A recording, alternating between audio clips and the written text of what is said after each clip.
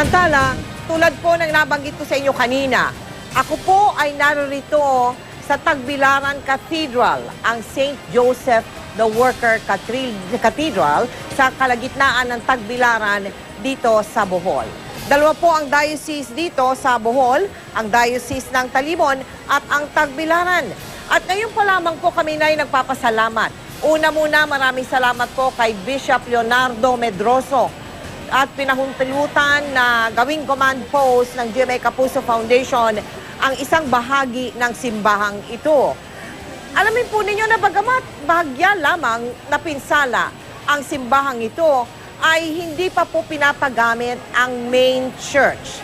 Ito po ay bilang pag-iingat hanggat hindi natatapos ang lahat ng mga aftershock. Ang simbahan po ginaganap ang kanilang mga misa sa isang gilid ng simbahan. Samantala naman, ang kabilang gilid ng simbahan ay narito nga po ang GMA Kapuso Foundation para magawa ng ating repacking. 1595 nang gawin ng simbahang ito. Tinatawag po itong Mother Church sa lungsod ng Tagbilaran. Isa sa 5 simbahang unang itinayo ng mga Jesuita dito sa Cebu.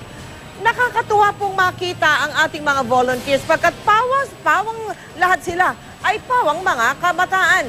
Kung niyo pong papansinin, pawang mga kabataan ang mga nagmamalasakit ngayon na nagre-repack ng ating mga ipamimigay na tulong sa mga kababayan natin na napinsala ng lindol.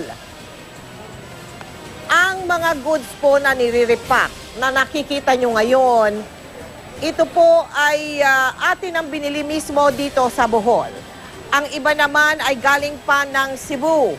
Hindi po madali ngayon magpadala ng mga relief goods mula sa Maynila patungo dito.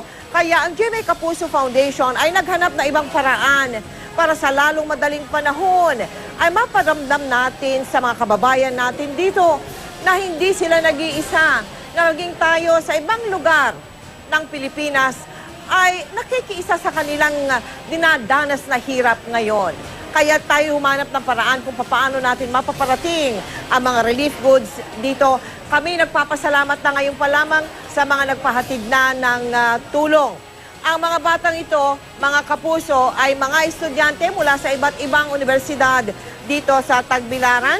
At kabilang po sa kanila ang ilang mga nagagandahang mga magigiting nating sundalong kababaihan na kamiyembro po ng Philippine Army Reserve Command dito sa Bohol.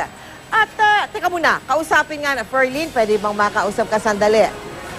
Ferlyn, alam mo, nabalitaan ko rin na yung inyong kampo napinsala din. No? Anong kampo ito, Ferlyn? Camp Pernido po, Miss Mel. Anong pinsala ang tinamo ng kampo ninyo? Actually po, yung newly construct na firing range po namin nawasak. Tapos yung mga fluorescent lamp naglaglagan. Tapos may mga barracks din po kaming nasira. Pero wala naman pong nasaktan. Buti na lang walang nasaktan. Pero Ferlyn, bakit kayo nandito? Hindi kayo nandito sa barracks? Bilang isang Reserve Philippine Army po, responsibilidad po namin ang tumulong sa aming kapwa. Actually po, 3 araw na po kaming fully service po na tumutulong sa mga kababayan namin kasi alam po namin na maraming nangangailangan sa aming tulong. Ang ganda-ganda naman ng iyong sagot. At sana nga ang mga kabataan sumunod dyan sa mungkahi mong yan. Maraming salamat sa iyo, Ferlyn. Kaya po mga kapuso, kami po'y nananawagan sa mga nais tumulong sa mga kababayan natin dito sa Bohol. Bukas po ang GMA Kapuso Foundation, maging dyan sa Maynila at gayon din sa Cebu.